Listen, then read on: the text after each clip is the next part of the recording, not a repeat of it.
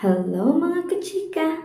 Pinag-uusapan ang video ng actor na si Gerald Anderson kung saan tinanong siya ng wish niya para sa iba at inalay nga niya iyon sa girlfriend na si Julia Barreto. Sana raw talaga ay makuha ni Julia na anak ni Marjorie Barreto ang lahat ng gusto niya sa mga pangarap niya, her dreams, her goals, her mission in life. Sobrang genuine, humble, very good person inside and out at very beautiful daw kasi ang karelasyon niya.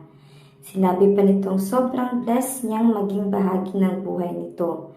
Kaya, wish daw talaga niya ay ma-accomplish nito at maabot ang lahat ng pangarap ni Julia. Mukhang mahal na mahal talaga nito ang girlfriend dahil kumikislap daw ang mga mata nito kapag pinag-uusapan ang karelasyon.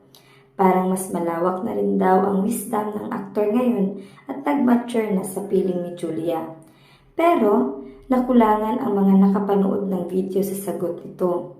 Hinihintay raw nilang banggitin nito ang tungkol sa kasal. Kasi nga, ang wish daw ng actress ay kasal. Paano na lang? Tanong nga nila ay kailan ba ito magpo-propose sa girlfriend?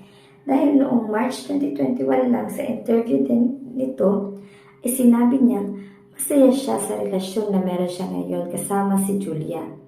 At naalam niya na si Julia ang babaeng gusto niyang pakasalan.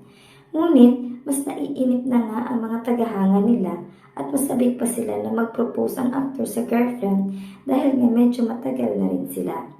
Huwag daw nitong masyadong paghintayin si Julia at baka mainip ito at maghanap ng iba dahil sa ito ay bata pa. Ngunit, si Julia at Gerald na ay alam naman natin parang isang private couple dahil nga they are not fond of oversharing sa mga detalye ng relasyon nila kasi gusto nilang protektahan ang relasyon nila sa mga pwedeng masabi ng tao. Baka isang araw malaman na lang natin na nagpakasal na sila. Ganon.